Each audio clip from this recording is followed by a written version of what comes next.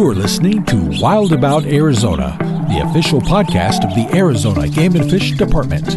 And welcome to Wild About Arizona. I'm John Trueweller with the Arizona Game and Fish Department. On this episode, we're talking Mexican wolves. The Arizona Game and Fish Department has been actively involved in reintroducing Mexican wolves to portions of their historical range since before the first release of wolves in 1998. It is a topic that we've got lots to discuss today. So we've brought two folks in with us. Jim Heffelfinger, our wildlife science coordinator here with the Arizona Game and Fish Department, and Jim deVos, our Mexican wolf coordinator here at the Arizona Game and Fish Department. Both Jims, welcome to you. Thanks for being here with us. Great to be here. Good to be here.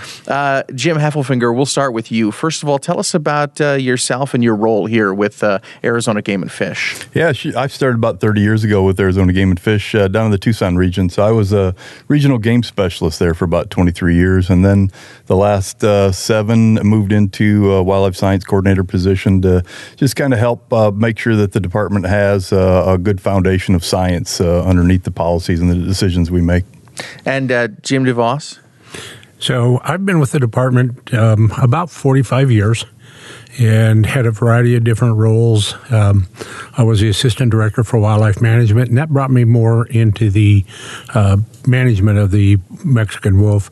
Recently switched, and now I am the Mexican wolf coordinator. And in that role, trying to build a balanced program, something that's going to make sure that we achieve recovery in a reasonable time frame, but also do it in a balanced standpoint so that we recognize that the wolf does coexist on a working landscape. So that the direction is recovery in balance with the working landscape. So as we talk about this, give us kind of the overview for folks that maybe don't know or aren't familiar with it, the Mexican wolf reintroduction and management plan. Can you kind of describe that to us? So I think the place that we'll start is around the early 1900s. Mexican wolves were well established in Arizona, New Mexico, and parts of Texas. As settlement came to the American Southwest, wolves were persecuted because of their conflict with domestic livestock. In about 1980, wolves were essentially absent from the landscape in the United States, but there was an effort to trap some in Mexico, where a very small number remained. 3 were captured in Mexico. Total found in population was 7. With the listing in the Endangered Species Act, the Mexican wolf then started into a recovery program through captive rearing. Successful program. Right now there's about 55 zoos and interested parks that are raising wolves, both in the U.S. and Mexico. And that was the basic foundation for the first release that occurred in Arizona in 1998. Well, and there's a lot of history with this too, with the Mexican wolf in the American Southwest, right? Yeah, absolutely. I mean, it's been called El Lobo. It's really the southwestern version of the gray wolf that everybody's familiar with throughout North America, and it holds a special place in southwestern lore as being a unique southwestern version of that species. Like we have a southwestern version of the whitetail, we have a desert pronghorn antelope, we have a desert bighorn sheep, desert mule deer, and so the Southwest has fostered some physical and sometimes genetic differences in some of these species as they adapt to that southwestern environment.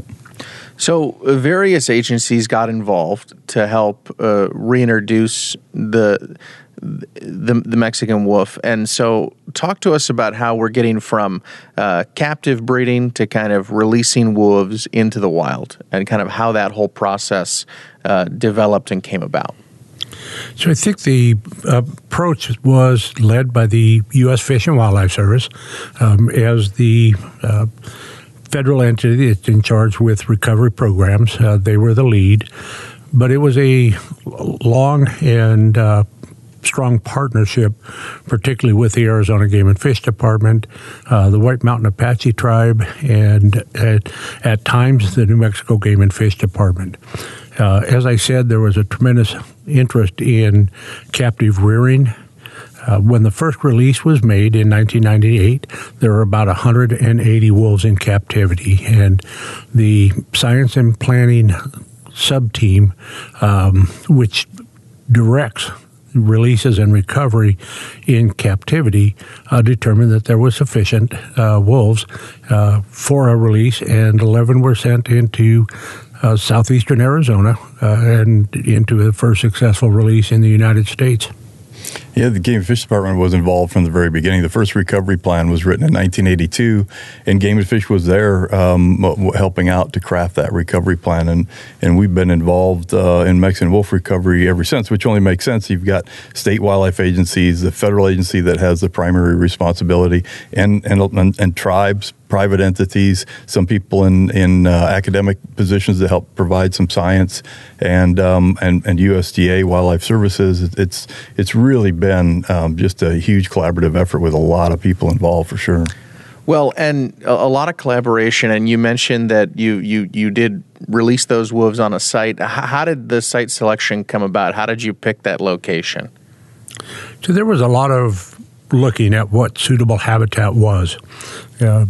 As Jim said earlier, the Mexican wolf is uniquely positioned in the Southwest, evolved in the Madre and Oak woodlands, Sky Islands of Arizona, and further south into the Sierra Madre.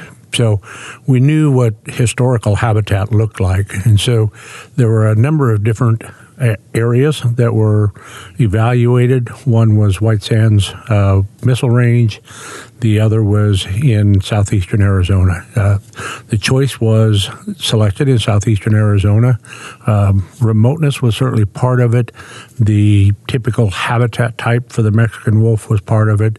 And importantly, there were substantial wildlife population of elk there. So everything just merged at the area around Hannigan Meadows was the preferred site. Wolves basically need space to roam. They need something to eat, which means just a lot of meat, basically. And with Mexican wolves, that doesn't necessarily mean large ungulate prey like it does with gray wolves throughout the rest of the country. I think Mexican wolves, there's good evidence that they had a much more diverse, varied diet of smaller food items, whereas you go up to the northern part of the continent and you've got wolves that subsist basically on beavers and moose, and that's it. But as you get down to the southern latitudes, it's smaller items, more diverse. So they need space, they need food, and then they need to not be killed at a higher rate than they're reproducing, unless you're in the position of managing a population for a lower level. And you've seen success there with that site. We've seen great success. Since 2009, we've seen about an average of a 14% average annual increase in the population since 2009. So that's tremendous. That mirrors pretty closely what the first 10 years of wolves in Yellowstone did, which has certainly been a great success.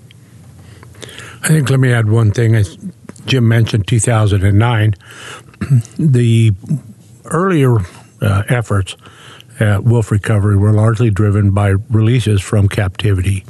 A lot of those wolves were accustomed to being around humans, weren't really familiar with the prey items that were in the wild, so there was a period of relatively high conflict. In 2009, the vast majority of the wolves on the landscape were wild-born. And we think that the fact that they were wild-born, they knew better how to survive on the landscape and weren't as accustomed to being around humans. So conflict was reduced, and the recovery really started happening in 2009. We've doubled the population in the last 5 years. And so, yeah, it's really been a tremendous success, kicked off with those wild-born pups in 2009. Okay, but if we go back to there's so much timeline here. There's a lot that's been happening over so much time. But if you go back, so you've got the original 7 Mexican wolves, right, which formed the captive population in the 80s, and then that grew from there. Do you want to explain that, Jim? Yeah, the first recovery plan in 1982 actually said we don't think it's possible to recover Mexican wolves. It doesn't seem like it's possible. But they said 2 things. One is let's get whatever wild wolves we can and start a captive breeding program so that we don't lose Mexican wolves off the planet altogether. And then number 2, if we could, as a goal, establish 100 wolves in the wild somewhere, we would consider that a good thing. Now, they never said that was a recovery goal and the wolves would no longer be in danger of extinction, but they just thought, we don't see them being recovered, but if we could just get a small token population. Well, we've exceeded those pessimistic views at the beginning with flying colors, and we've got that captive population grew to about 180 wolves before we put any wolves out into the wild. And the Fish and Wildlife Service said we need to revise that recovery plan from 1982 to actually have some recovery goals in there, because it looks like we probably could recover them in the wild. But we don't have a revised plan yet. And by 1996, they said we've got enough wolves in captivity, we can start putting some out. So let's put some out, and we'll follow up with a valid recovery plan, which took several years. We just were successful in that in 2017, and actually having the first recovery plan revision of that first recovery plan. Well, and I know there were some challenges too, right, with genetic diversity and kind of managing those genetics. But I mean, the group of scientists that formed the species survival plan to really make sure that there was success. Can you kind of break that down for us? Yeah, with any species that goes through a bottleneck like Mexican wolves, where we started with 7 wolves, so genetic diversity and preserving that genetic diversity is absolutely important. But we started with 7 wolves, and throughout the history, if you look at a lot of different cases like that, black-footed ferrets and a lot of different species, whenever you start with just a handful of animals, you've got the chance of some really bad genetic alleles that are very damaging, and that population can just spiral into the ground and not be successful.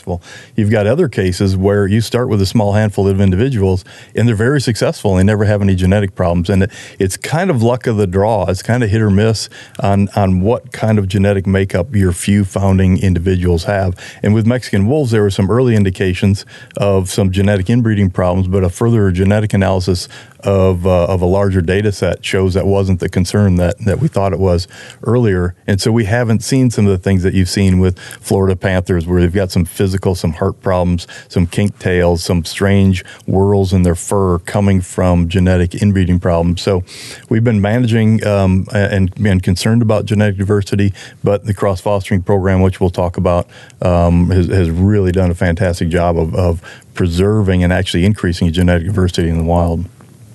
And one of the things that we're fortunate with Mexican wolves, different than black-footed ferrets, is there were actually 3 lineages of wolves that were brought into the landscape. So with the ferrets, they were all essentially from one group. With these 3 lineages, it gave us the ability to mix and match a little bit, if you will, and take a wolf from this lineage and pair it with that lineage. So it gave us a boost in this genetic diversity. I think the fact that we're seeing increases certainly is related to 2 things. One is the careful planning from the SSP, but also having different lineages to draw from is really something that's given us hope that the long-term genetic management of Mexican wolves will be successful. Well, I mean, what's really important is there's a lot of science that goes into these decisions, this management plan, and every decision that's made. I mean, that's just, a lot of people probably don't realize that, the amount of science that goes into these decisions that are made.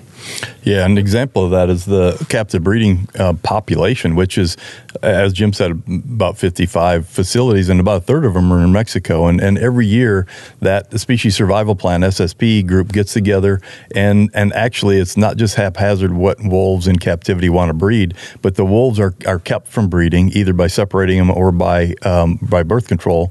And they select which 2 wolves in that captive population, both in U.S. and Mexico, which 2 wolves they could put together to produce the most genetically valuable pups for the future of the species. And so it's even the point of which wolves in captivity are breeding is managed by the SSP.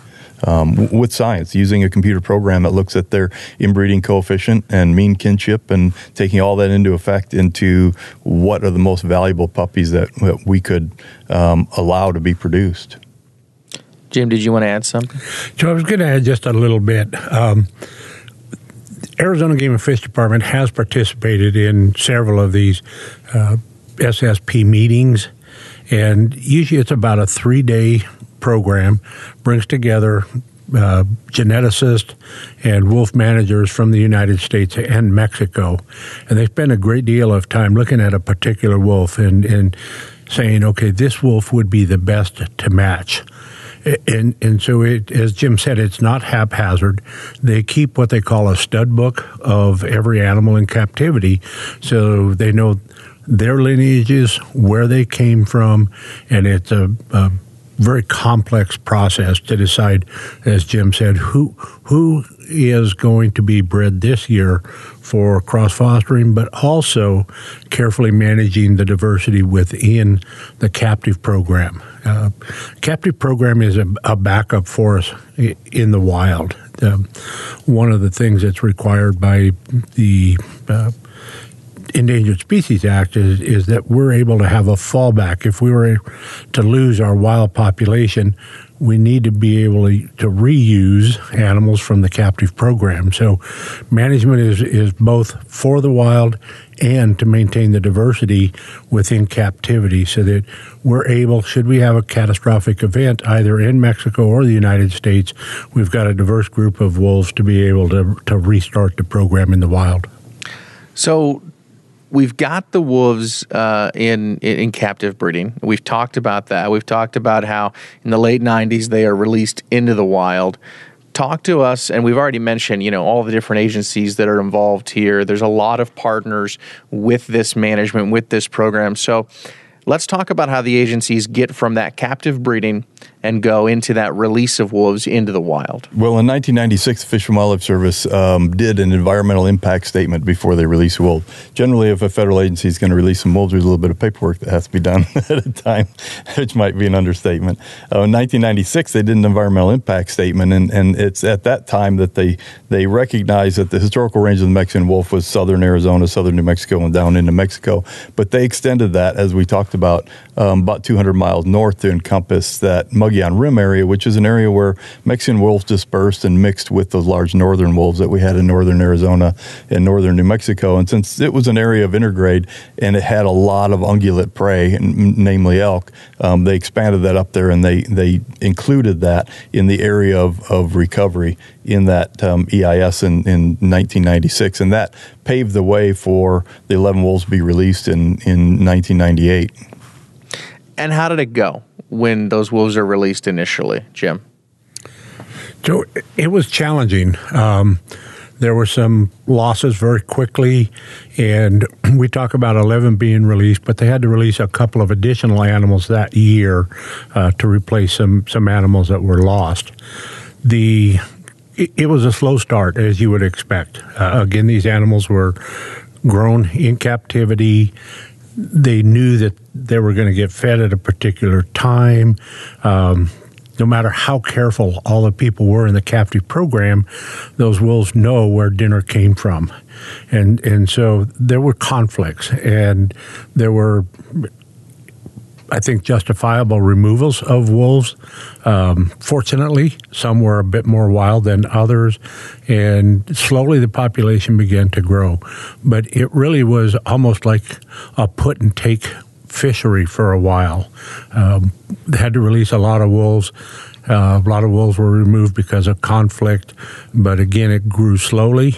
We went through a period until about from 2000 to 2009, where the population was up, down, but again in 2009, things started to pop, and wolves were wild, and wolves were beginning to expand into areas that they had not.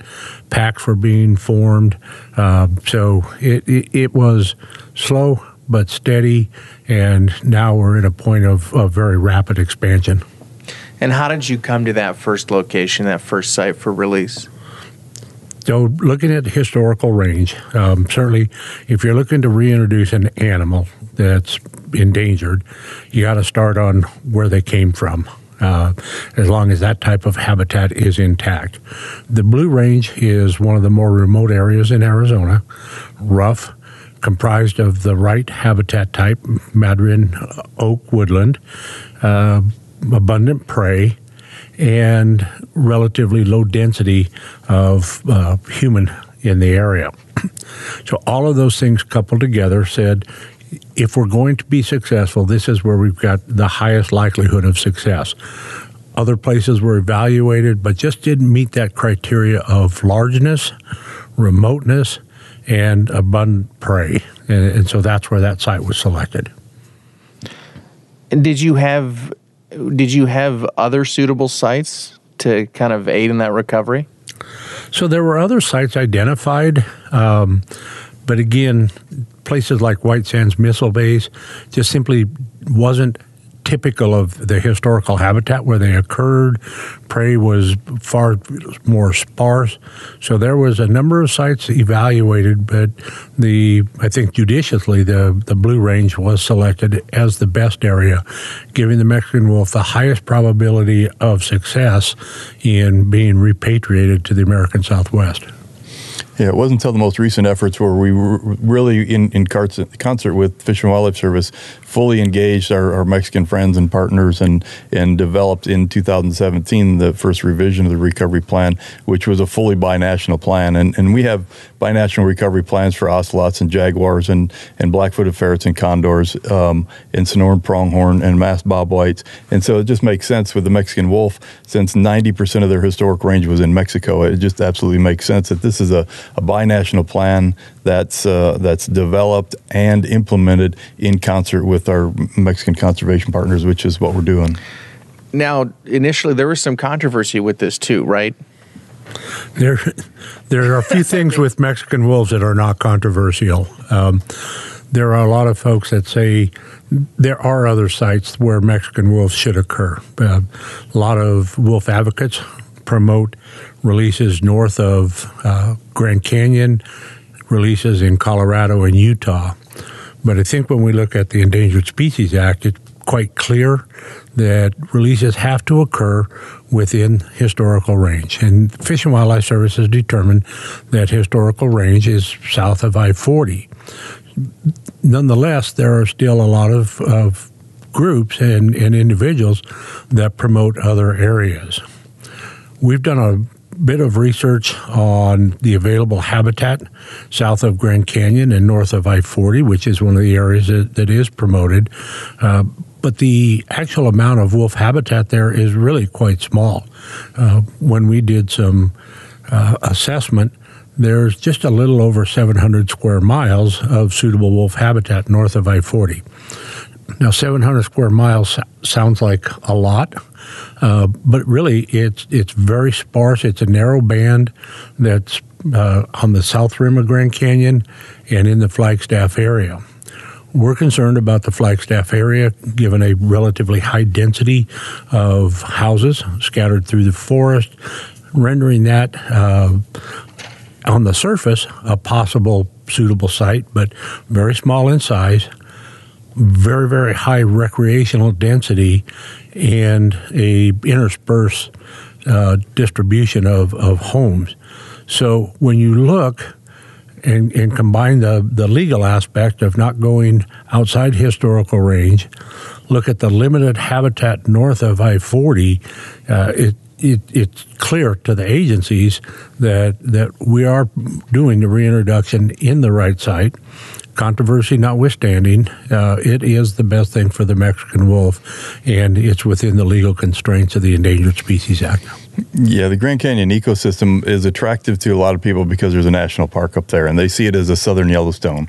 But the Grand Canyon National Park, in reality, when you look at the distribution of the pine forest type, you look at the distribution of prey for the wolf up there, it's an arid, mostly desert area with just a few pockets of elk here and there, and the Grand Canyon is not excellent wolf habitat. And I think some people just gloss that over because it's a national park, and they think it sounds wonderful, but in reality, biologically, ecologically, besides being north of historic range, it's not that great of wolf habitat. And in the Endangered Species Act, the Section 10J that we're operating under, where we're recovering Mexican wolves in Arizona and New Mexico, there's language in there that says it's not legal to recover an endangered species north of their historic range unless their original habitat has been altered and destroyed and not usable. And an international analysis of Mexican wolves wolf habitat suitability that we did with primarily a Mexican team of scientists, along with New Mexico and Arizona state departments, and also the University of Arizona and Fish and Wildlife Service. We did a comprehensive state-of-the-art evaluation, and there's plenty of Mexican wolf, high-quality habitat in Mexico and south of I-40. And so it would not be legal to go outside of historical range when we show that there's over 25,000 square miles of not just habitat, not just suitable habitat, but high-quality, suitable habitat within their historic range. So the answer is clear to me that we need to just form a binational partnership and recover Mexican wolves within their historic habitat, which is the habitat that formed the Mexican wolf as a unique southwestern form. And so we're not in the business of just trying to get wolves in wolf habitat. We're in the business of recovering the Mexican wolf, and it was listed under the Endangered Species Act. It was separately listed as a separate entity, the Mexican wolf. And so it's our legal and our ethical obligation to recover the Mexican wolf in the habitat in which it evolved. And the research shows that there's plenty of high-quality habitat to do that. Well, and points north, too, wouldn't necessarily support a large population. And that's kind of the whole point here, right? I think the important thing to me is, if, let's say, we ignored Mexico because it's more complicated and we recovered the Mexican wolf in southern Colorado and the southern Rockies or in the Grand Canyon area, let's say it was successful. Have we really recovered the Mexican wolf if we have populations that only exist north of their core historical range? I mean, we're obligated to recover this southwestern form of the Mexican wolf. And if we have wolves in Colorado and Utah running around chasing elk in the snow, I think a lot of people would agree we really haven't recovered the Mexican wolf. There's also some other concerns associated with Colorado and Utah. Recently, there was a initiative passed in Colorado that requires Colorado Parks and Wildlife to reintroduce wolves in Colorado. They already have a small population of northern wolves established in the northern part of Colorado. So one of the key concerns that we have, and again, it ties right back to what Jim said about conserving the Mexican subspecies, northern wolves are larger. They're genetically more diverse. And so one of the great fears is to make sure that we are able to keep the Mexican wolf separate from the northern gray wolf. So if we start introducing Mexican wolves into southern Colorado, it's inevitable at some point of time that we're going to have that mixus occur where the larger, more dominant northern wolf comes in and interbreeds with Mexican wolves.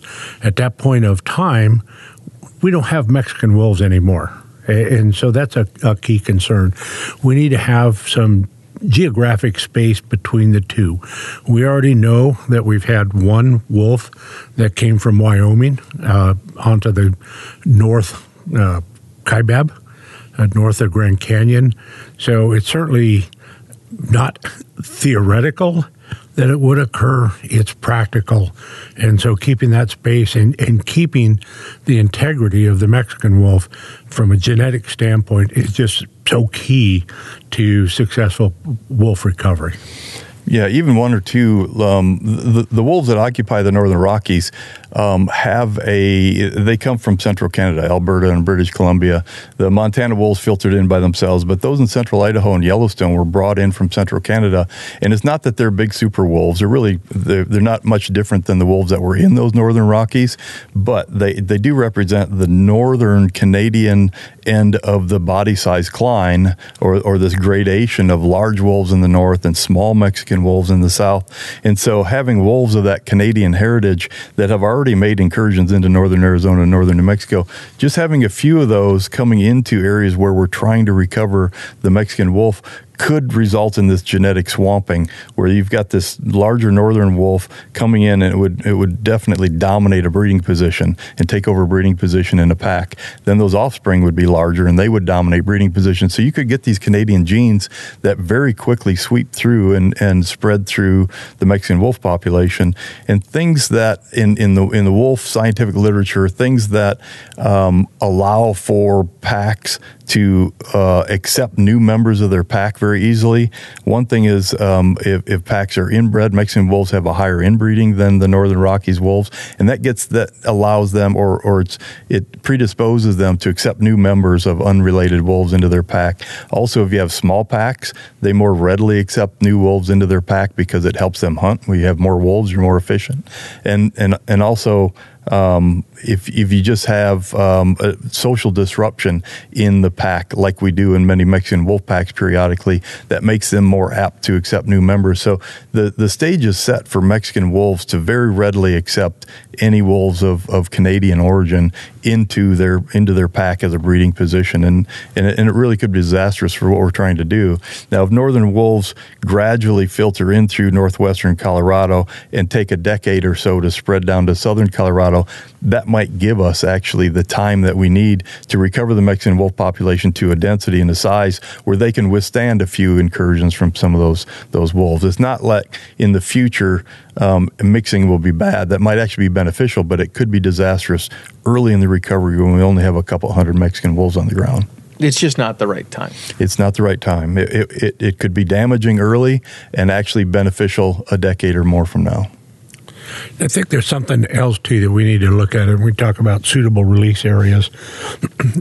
We need to recognize and celebrate the successes that we're seeing in Mexico. And we'll talk more about that in a little bit, but we're seeing success in Mexico. We're seeing a social acceptance of wolf recovery in Mexico.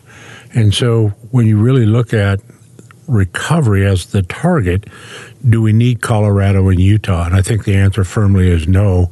We're making great strides in recovery in the American Southwest and seeing some really positive trends in Mexico. Yeah, we didn't mention. I didn't mention when I mentioned the range-wide habitat suitability analysis, but I identified 3 areas of large blocks of high-quality habitat, and one is where we're recovering them in Arizona and New Mexico now. A second one is in northern Sonora and Chihuahua, mostly Chihuahua, and that's where we have the second population of Mexican wolves, about 40 wolves in Mexico with biologists monitoring radio collars. And there's a third one farther south in Durango, and that was one of the last holdouts of Mexican wolves in the 1980s, where they trapped 1 or 2 and brought it in and established the captive breeding population. But the Chihuahua population in Mexico, headed by a team of Mexican biologists, there's about 40. They've documented 14 litters that have been born in the wild since they've been starting that. And the first wolves were released there in 2011. So just last year they had 3 new litters born. And so, as Jim says, not a lot is spoken about that population in Mexico, but the recovery plan establishes a recovery area in the U.S., which is the Arizona, New Mexico population, and then a large area encompassing those 2 areas of high-quality habitat in Mexico, and that's where those wolves are being recovered there. So it's truly a binational effort with recovery areas on both sides of the border, like we have in other recovery plans. Well, even though there's been debate and there's been controversy over the site, it's working. And as we talk about the recovery progress in the United States, we're making great progress in the right direction.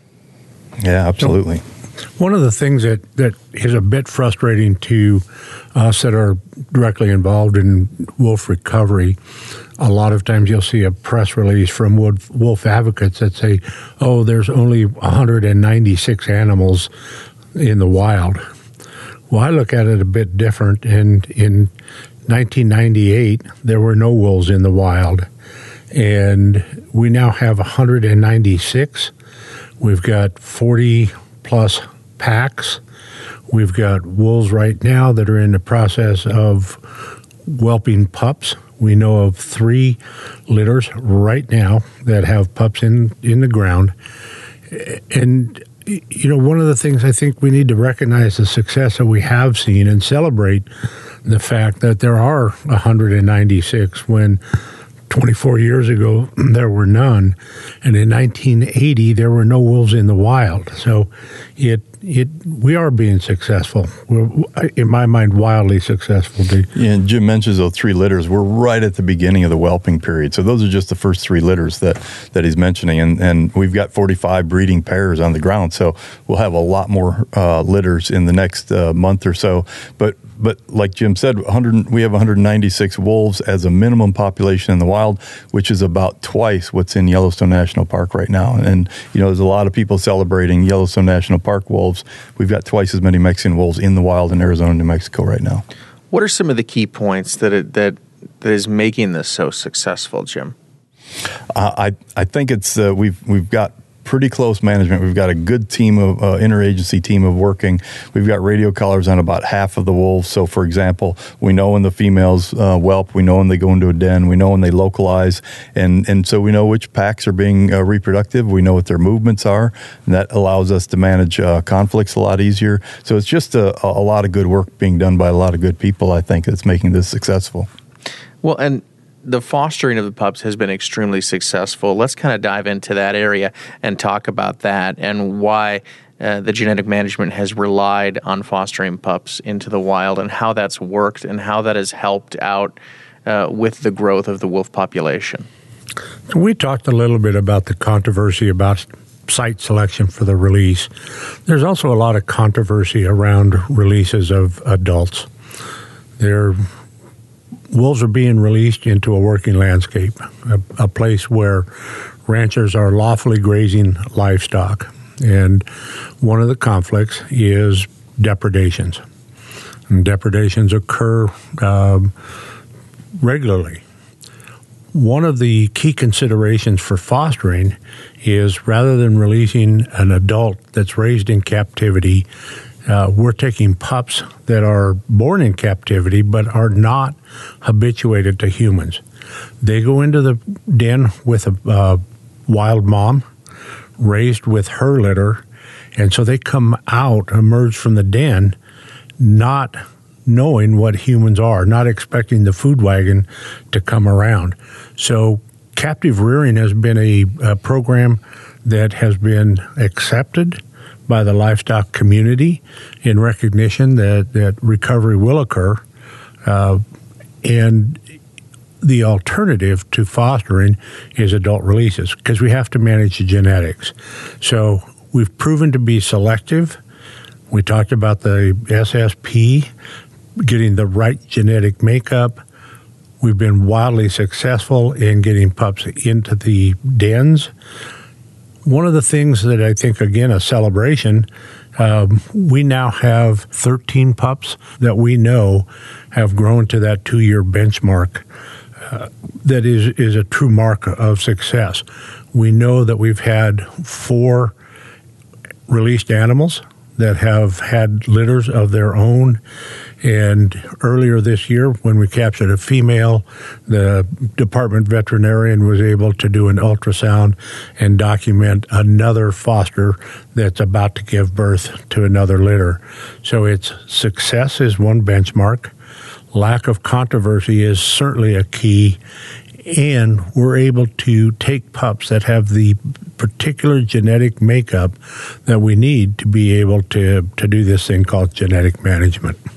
Yeah, the cross-fostering, we have 13 pups that have attained breeding age at this point. And we've got radio collars on 12 cross-fostered pups that are growing and dispersing, and some of them adults, and monitoring. So we can monitor our influence of this cross-fostering infusion of genetic material. And as Jim said, that there's a 5th female that this month is probably going to whelp pups because she's localized, and that will be the 5th cross-fostered pup that is now a breeder. We don't use the term alpha anymore, but a breeding pair in a pack. And we've documented at least 7 litters that have been born of cross-fostered pups inserted into the den, genetically valuable pups that have grown up and become breeders. And there's 7 litters that we've documented. So you can imagine with a population of 196, what a great job of infusing hand-selected good genetics into the population from captivity that we're doing with 7 litters now being born of cross-fostered pups and then going out and potentially in the future being breeders themselves. Well, and they're born and raised in the wild, which kind of goes back to what Jim had said about, avoiding the problem of here comes the food wagon. I mean, you're really avoiding that first initial issue that you had with the original release by doing this. Yeah, there's a lot of adults in captivity that could not be released and survive in the wild. They'd just be troublemakers. But those animals may have the genetics to produce pups that are very valuable for the wild population. And those pups, within a couple days of birth, inserted into a wild den and raised by a wild mother, where the mother doesn't even know which one of her pups are wild and which ones are from captivity initially. So you have these pups growing up to be wild wolves, which doesn't mean they can't get in trouble, but history shows that wolves that are raised in captivity a couple years and then thrown out in the woods are certainly going to cause a lot more problems. We've talked a lot about Mexico being involved in this recovery plan, and obviously it's in the name of the wolf, the Mexican wolf. The current recovery plan ties recovery to Mexico. So let's talk about that, Jim. Is there significant habitat there? What maybe are some of the challenges that we would see with that? And what is the potential for Mexico to meet some of those recovery goals? Yeah, surprisingly, there hasn't been a comprehensive state-of-the-art evaluation of Mexican wolf habitat suitability throughout Mexico and then into the southwestern U.S., its historical range. And when we did that, we saw these large areas of high-quality habitat, and it was pretty obvious that there were large areas that were suitable for Mexican wolf recovery in Mexico. And those areas really correspond with the same areas that the jaguar recovery team and other biologists have identified for large blocks of remote habitat. They're in this high elevation, well-watered pine oak woodland that the Mexican wolf evolved in. And so with that habitat analysis or evaluation, then it allows us then to have the scientific foundation we need to work with our conservation partners in Mexico, which we've been working with for really a long time. I have some close friends and colleagues in Mexico that I've been working with for 10 years on Mexican wolf recovery and co-authors of that manuscript and that research. And so it doesn't make any sense to try to recover the Mexican wolf all in the U.S. and primarily outside of their historical range when we've got all that great habitat in Mexico, and we've got willing partners, we've got people in the Mexican government that are supportive of Mexican wolf recovery, and we've got Mexican biologists on the ground with the know-how and the scientific savvy to just be part of the recovery program. Well, and Mexico has done releases of wolves of their own in habitat as well, right? It hasn't been as successful, but they've still been participating in growing the population. Every year since 2011. Yeah. Every year since 2011, they've had annual releases in Mexico. And it's challenging, but it was challenging for us at the early years of recovery. And they have a lot of support, and they have a lot of good people working on it. And I think one of the things that has been a challenge to Mexico so far is the wolves that they've released have all spent at least some time in captivity. So their program is mirroring our early program where these wolves come out, they're familiar with humans, and they've had quite a bit of challenge because of that. They're now starting to get their own wild wolves born, and we're trying in the U.S. to be more selective in what wolves go to Mexico. We've been able to take most recently 2 packs that were partially from the wild. They were born and occupied part of a tribal nation that does not accept wolves, but they were wild wolves, so very quickly they were captured and taken to Mexico. Those wolves have been more successful. So I think while there is criticism about the slow success in Mexico, I think it does mirror our early program, and we are starting to see wild-born packs formed, and I think that bodes well. One of the other things, too, is the support from the Mexican government is substantial, both financially and philosophically, and that's important. There are challenges in Mexico that we don't face to the same level here. Poisoning for predator control occurs. We've lost some wolves to poisoning. But again, one needs to look at the successes and not only the failures. And there's about 45 wolves in Mexico right now, and that's a big success. It is important that we establish a second population of Mexican wolves, again, so that if we have a catastrophic event in the U.S., we've got a backup population in the wild to draw from. What are some of the biggest concerns or challenges that we've had with this recovery effort here in the United States? I'd say there's really two. One of the day-to-day challenges that we face deals with depredations. Last year we had over 150 depredations between the two states. The way I look at it, each time a rancher loses a animal that's somewhere between $1,500 and $4,000 that they've lost. And it's important to recognize that they're lawful occupants of the landscape. They're carefully guided by the Forest Service on how they manage their livestock. So trying to develop a program that reduces depredations and provides compensation for those depredations is key. We recently have initiated a program with the Arizona Game and Fish Department called a Range Rider program, and we're trying to develop it under the concept of a rapid response team. So let's say you're a rancher at the XY Ranch, and you call up and say, hey, I've got wolves in my area, I've got a depredation. Then the department's able to send a range rider out to help haze the wolves away and reduce the likelihood of additional depredations. So that's a key challenge, and it's an economic challenge. The other, I think, challenge that we face is just a concern from people when we have wolves move into new areas. They're unfamiliar with wolves in the presence, and there's a certain concern about the presence of wolves. So an expansion population, which we need for recovery, does cause some citizen concern and create additional workload for the staff in the field to be able to manage public expectations and public concerns, as well as the issue of depredations. Yeah, so when you're recovering a controversial carnivore, the sticky position that the department is in is there are people that are part of groups or individuals that sit back and say we need more wolves, in more places, and we have other constituents that we equally serve that say no wolves, no wolves, no wolves.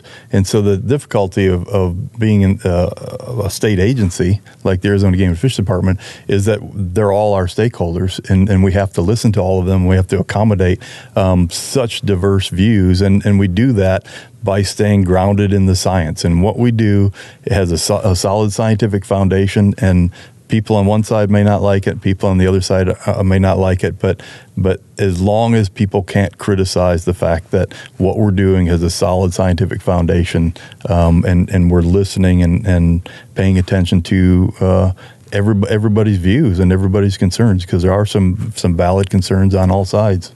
And we've talked a lot about that today. Science has played such a critical role in the decision-making at every step along the way of this process. It has. And it has to for that reason. There's been some concerns, too, with mortality of the wolves in the wild, whether it's poaching or vehicle collisions. Can you talk to us about that and maybe how that has hindered or hurt efforts, Jim? So I think let's look at a couple of numbers. 2 years ago, we had 29 wolves that were known mortalities. Last year, we had 27. Certainly, that is a important factor for us to look at. We've done some enhanced public information. We now have a full page in our hunt regulation that talks about the difference between Mexican wolves and coyotes, and talks a little bit about the statutory requirements, both from a federal and a state standpoint. So we're working on public education. I personally believe that many of the wolves that are shot illegally are mistaken for coyotes. And so we're trying to focus a lot of attention on that particular element. We do know that there are highway collisions, and in the recovery plan revision that's very shortly to be published, there are a number of criteria that have been added to help reduce illegal mortality. One is enhanced law enforcement, public education, road crossings where we may put signs that would warn the traffic that it's a known wolf crossing. So we're doing what we can to reduce mortality. I'll call it human-caused mortality. Wolves die of other things too. Wolves kill wolves. So there are a variety of different sources. I think it's key, though, that we point out that even with 29 or 27 known mortalities, the population continues to grow. And I think as long as we see the population grow at the rate that it is, I personally think that it will continue to grow at an even faster rate because we have more packs that are formed and giving birth. The mortality is a cause of concern. We're addressing the sources that we can, but again, if you have more animals born than you lose and the population grows, that is how you end up meeting recovery. So it's a critical factor, but not a driver of populations. Yeah, one important thing that we've talked about too is as the population grows from 50 to 75 to 100 to 196, you sometimes will see that we may have more mortalities this year than we had the previous year. So sometimes people are concerned about that. We've got more mortalities than we've ever had again, but you have to consider the fact that the population is growing tremendously too, and we may actually have a lower rate of human-caused mortality just because we do have more mortalities, but the population itself has grown so much that it's actually a lower rate. And so you have to look at that. And in fact, the last few years that we've looked at that, the rate of mortalities has been level, has not been increasing. The rate has not been increasing, even though you'll see that we had more mortalities than we did the previous year. And so people have to keep in mind the population is growing, so it just makes sense that you're going to see more mortalities from those radio-collared animals. On a real positive note, so far this year, and here we are early May, we've only had 3 mortalities that have been documented, which is well lower than we've had in several years. So positive trend, maybe. And we have more and more animals radio-collared to detect those mortalities too. So that's a great trend. I want to get back to the positives in just a little bit because there is a lot of success here. But as we've talked about too, there's also been a lot of criticism with this program and this recovery effort. What are some of the biggest critiques that come in? And Jim, both Jims, what do you say to those critics?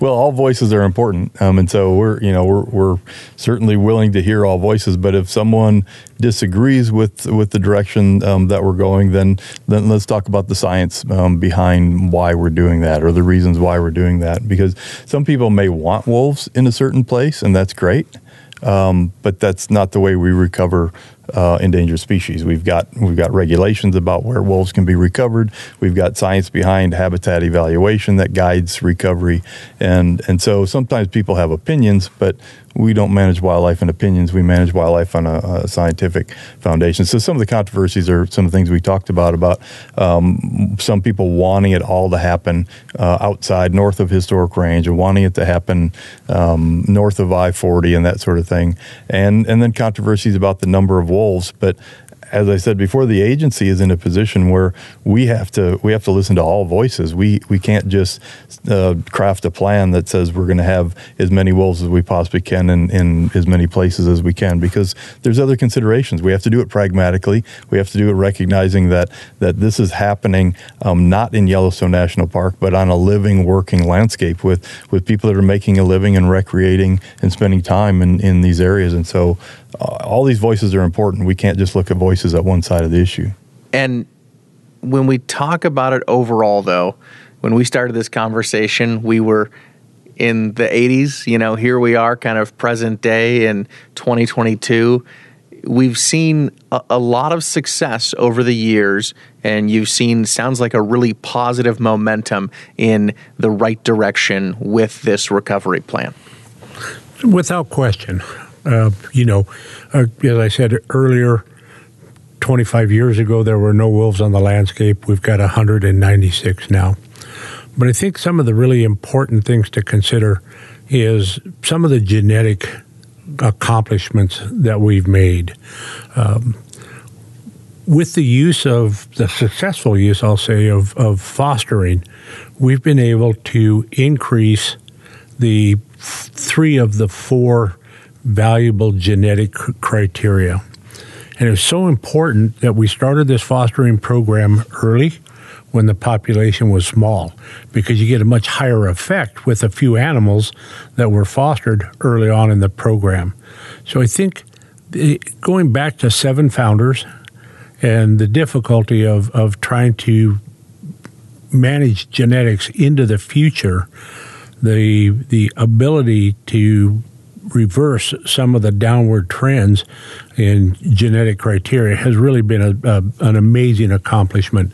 Numbers aside, to me, 2 criteria. One is, again, the genetics, but we're also seeing wolves start to disperse into new areas.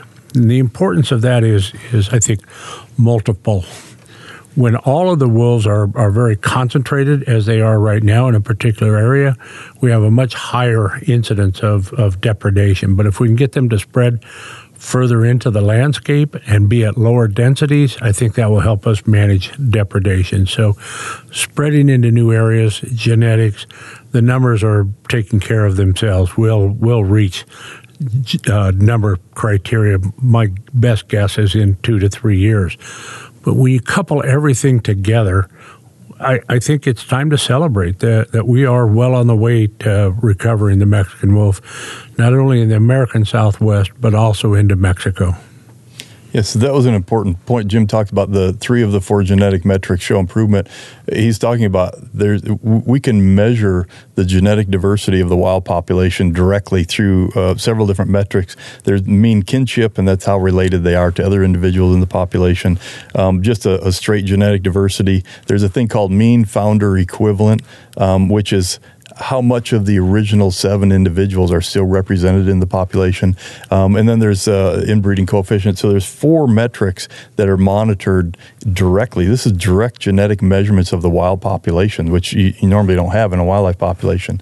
But we're managing this so closely for good reason. 3 of those 4 genetic measurements are showing improvements in genetic diversity in the wild population. And so that's a direct measure that we're not just doing this cross-fostering because it's really cool and we like puppies, but we're actually improving the genetic diversity of the wild population, which is fantastic. How close are we to that recovery, or maybe the one day that wolf being, or the Mexican wolf being taken off the endangered list? How close are we to that goal? I'd say we're a distance away.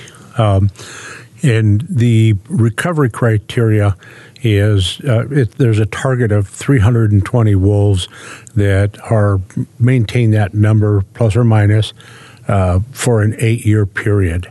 There's also tied to Mexico that we have 200 wolves there, and again are there for 8 years. So we're at 196. So we're probably 15 years away from being at the point of requesting a delisting, just because of the time frame. One of the keys is that, let's say we have a wonderful year and we hit that 320 for a year, we know that there's always interannual variation amongst wildlife populations. Tough summers, extreme winters, all influence things. So we want that 8-year average to be at that 320. So I think we're a ways away. I think Mexico is going to be a big challenge. The goal there is, again, I said 200. I think we need to come up with some additional release sites in Mexico so we can have different populations there. I think spatially, there's certainly plenty of room in Chihuahua, and that may meet the recovery criteria at some point of time. But we are, in about a month, going to go to the state of Durango and start to evaluate that as a release site. So, it's trying to pick the right lottery numbers was your question. I'm guessing 15 years, and that's optimistic, but there's a lot of moving parts that we have to come to grips with and continue to make the successes that we are. But I think, in my mind, firmly, this is a subspecies that is part of the biotic community of the U.S. and Mexico that will, at some point of time, be recovered without question. So we shouldn't expect your retirement anytime soon, then? Another 15 years is what I have you down for? That's it. Yeah, when Jim says we're going to go down and evaluate Durango, that was the second area of large block of high quality habitat, but it was also one of the places where the last Mexican wolves were known to be. So we know it's good habitat. Also, what's significant is timber harvesting is much more of the agricultural commodity in that area rather than in Chihuahua, where livestock operations are more of the agricultural business. And so there might be less conflicts in a more timber kind of economy in Durango, plus being good habitat. But it's not Game and Fish going down and looking at the forest in Durango. Our friends and colleagues in Mexico have planned a trip to go down together and look at all this, because they're really the experts of that habitat, and we're just providing assistance down there where we can with some of the experience that we've gained in the U.S. And I think talking about the path towards recovery and how close we are might be a good time to mention that the 2021 year-end count, which was just released about a month ago, the numbers represented an all-time record in the total number of wolves that we've had in the wild in Arizona and New Mexico at 196. Also an all-time record of 140 adult wolves, which is important because that's the foundation of the population. The reproduction may ebb and flow from year to year, but if you've got a good solid foundation of adults, that's important. And that was an all-time record this year. Also an all-time record in the number of packs that were producing pups, which was 25. All-time record in the number of pups produced, which was 144. And an all-time record last year in cross-fostering 22 captive-born, genetically valuable pups into wild dens. And so we're making great gains and actually breaking those records every year. Jim, go ahead. Let me expand a little bit on what Jim said about the trip to Durango, and I think that's an important thing that I glossed over. Those trips and evaluations are led by Mexican colleagues. One of the things that they ask from us, because we have a longer-term history in Mexican wolf recovery, is to help them with capacity building, help pass on some of the information that we know about how to recover wolves. And really, that's the role that we play. It is in Mexico. It's their program. But they do ask us to help with capacity building, and that's the role that we play. If people want to learn more about this program, our efforts, where this is now, where this is going, where can they go? Where can they read about some of these facts more in depth, and where can they view some of this science? I would caution people to pay attention to what URL, what website you're on when you're getting your Mexican wolf information, because there's a lot of information out there, and not all of it is well-grounded in science. A lot of it is grounded in advocacy. So I would caution people to be careful. If there's a website with a lot of Mexican wolf information, it may or may not be good information. Both our department, azgfd.gov, and U.S. Fish and Wildlife Service maintain websites with a lot of the information that's reliable information about Mexican wolves. Add to that a little bit. I think the department now is in a time frame when we're really trying to bolster our public information releases to keep the public aware of new information. So I would encourage anybody that was interested to join our Mexican Wolf e-news, and we're really trying to get as much out as we can. And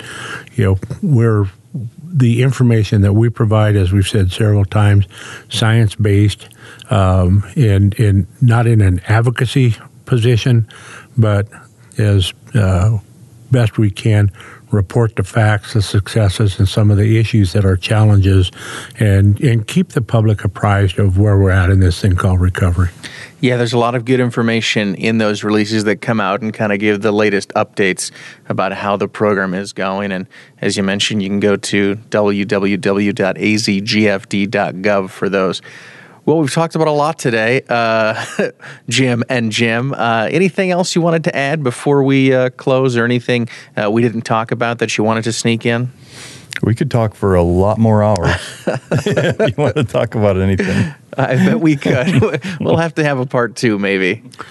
Part 2 would be good. The thing that I'll add, I think, is that the Mexican wolf has a place in the American landscape. The American public values just knowing that they're there. And I think that the department is being responsible in doing recovery. There are certainly, as Jim said earlier, those that are wolf opponents, but the polling in Arizona shows greater than 70% support for the wolf recovery. The department's job is to build a balanced program that recognizes the importance of working landscape, that recognizes the population growth in Arizona is amongst the highest in the nation, that we have not only a working landscape, but we have a recreating landscape. And so building a wolf program in cooperation with partners like the Fish and Wildlife Service, the White Mountain Apache, New Mexico Game and Fish, that builds balance. And I use that term balance all the time. We cannot, as Jim said, listen to one side of the public equation and ignore the other. And if we can meet recovery goals and recognize the working landscape, the recreating landscape, and the fact that people enjoy Arizona woodlands and want to be out there, that's the goal that I think this agency faces. That's the challenge, is achieving some semblance of balance. Well said. Yep. Well, until part 2 then. Jim and Jim, thank you both so much for being here, and thank you for your time, and for the listeners out there that were well versed about the Mexican Wolf Recovery Plan. Hopefully they learned something new, and for those who weren't, thank you for being here to educate us about it. And thank you for hosting us. Yeah, you bet. Thanks for listening. Visit us online at www.azgfd.gov.